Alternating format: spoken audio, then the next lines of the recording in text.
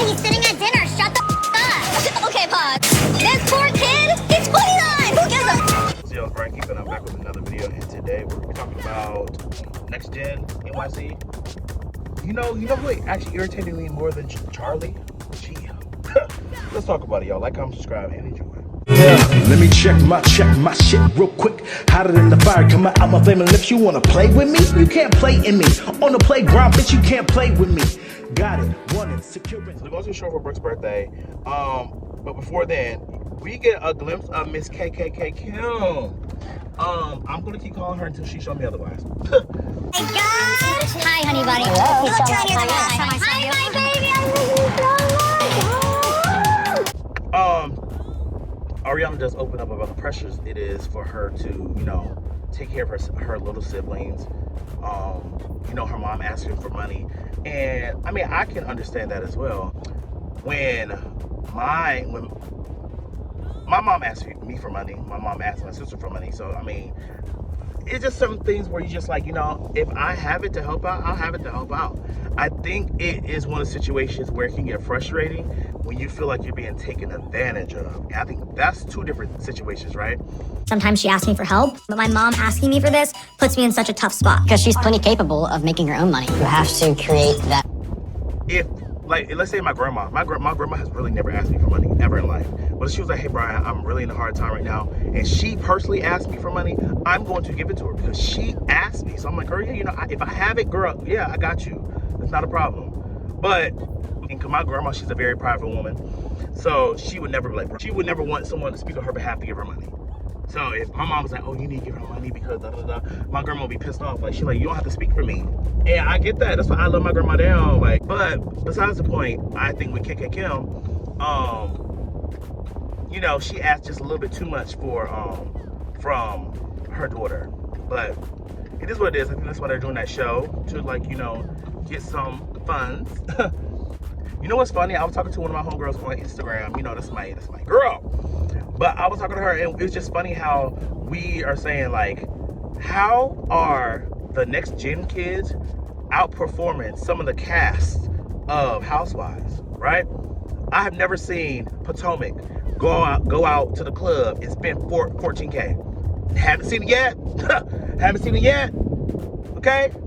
Now, once season 2 come and they start going on international trips, and they're doing bigger trips than, I believe, I don't know. If they're doing bigger trips than motherfucking Potomac, oh yeah, go ahead and wrap that shit up. That's crazy. But that's besides the point. Georgia is, you know, my little standout this episode. She's in the thumbnail. Shout out to her. So Georgia is, you know, upset, rightfully fucking so, with Charlie. My whole thing is, I would be stuck on, you call me poor, and you say you want to slap me. There's like no updating who's done to me. He said literally the most vile, disgusting things anyone has ever said to me in my entire life. So let's really deep dive and talk about that. One, slap me then. You want to slap me? If I was a man, I'm a man right now. Slap me. Slap me. You want to slap me right now? Slap me. Like, you got to give him that energy because you just popping it. You just popping it. And you're not that guy. Your fashion ain't there. The girls you getting, they getting because they feel like you have some sort of money. And to be honest, after watching this show, you are a fucking bum. And that's crazy. Like, for you, like, mind you, like I said before, y'all already knew the whole situation with Georgia. The girl's nasty. The girl talking about, oh yeah, I don't like washing my hands, da da da. It was a very bad introduction to Miss Nasty Georgia. However, after seeing her backstory and her hustle, yeah, Georgia, I clock that T. I fuck with you. Period. Growing up on the Upper East Side and being one of the poorer people in those places, you are poor as an argument when they get literally every single dollar from their parent. But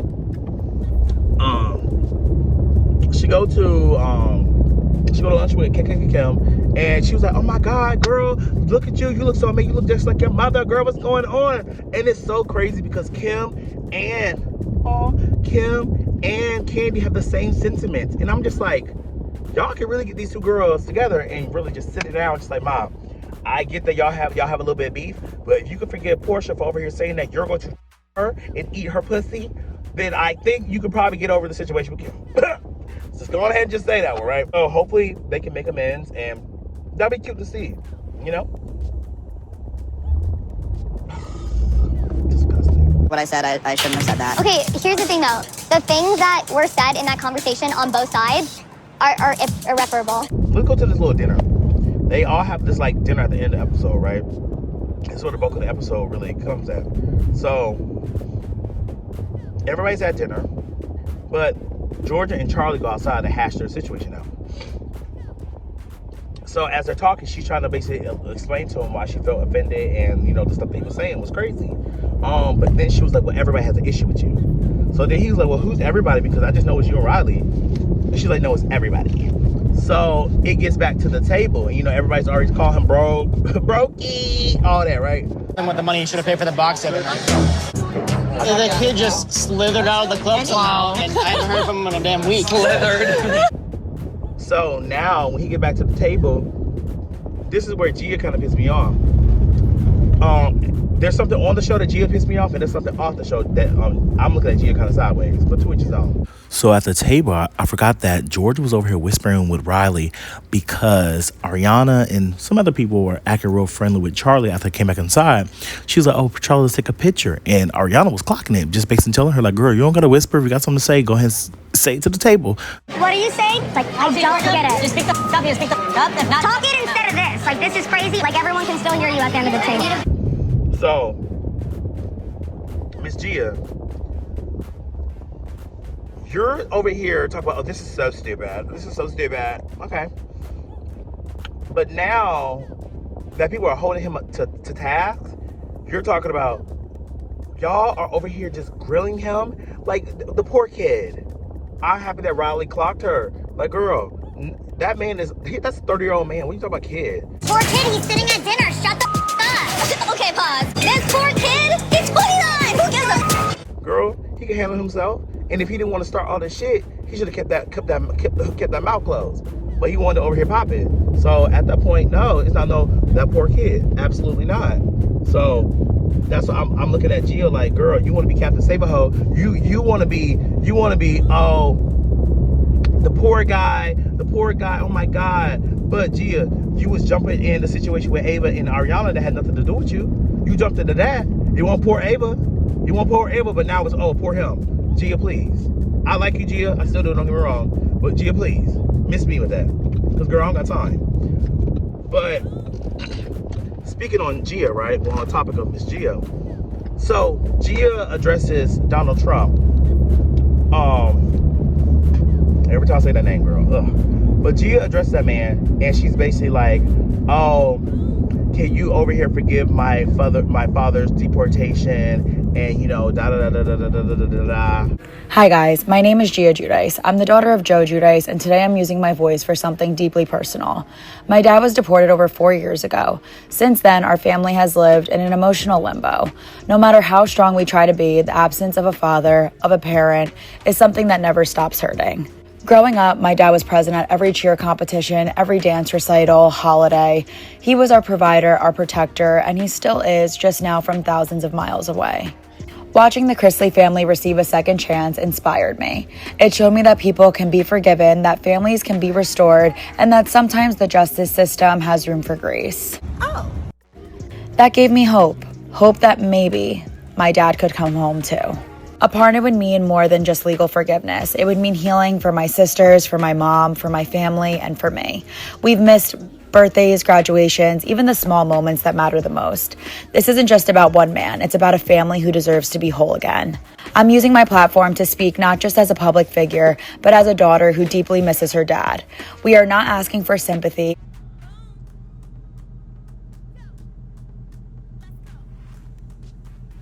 Do you know how fucking dumb that sounds? We're asking for a second chance. No, ma'am. So let's bring Joe home together. President Donald J. Trump, I really hope you've received these character letters about my dad, Joe Giudice. Love you guys. Bye. Girl, shut the fuck up. You thought you ate that? Bitch, Okay. Just because that man pardoned them criminals, if you know, you fucking know, doesn't mean that this is just a go-to to plead to damn near one of the worst people in the fucking America. Yeah. So Gia, I get it. You want your daddy to be in the country. You want your daddy to really do his thing. But you have to realize that he went to jail for the shit that he did. His actions caused your motherfucking mother to go to jail. Not getting it. It's not clocking to you. So it's just one of those things where I see you do pen to paper, talk about, his daughters need their father. But like I said, like, that's just how I feel in the situation. My whole thing is like, y'all were here begging for somebody to come out. Girl, let's get Karen Huger out of the pen, girl. Get Karen Huger out of the pen. I'm just joking. I feel like 4 DUIs is a fucking egregious. Karen, I'm sorry. We already made a video about it. Karen, girl, you gotta stay in there. But y'all, let me know what you guys think. Like, comment, subscribe, and I'll see you guys in the next video. Peace. Brian Keith, LG, Black Butte. Bet you didn't know we the Holy Trinity. Now let a God stop a y'all and break your head here. Step into the room and get up in the bed. It's too sweet, that's cause I'm good. It takes out cause I'm better than the hood. Cause I get you hyper when I'm running all around, cause I excite ya. Let me talk real quick. You can't even get with the shit. You wanna go toe to toe with my flow? This African all I really ask you for.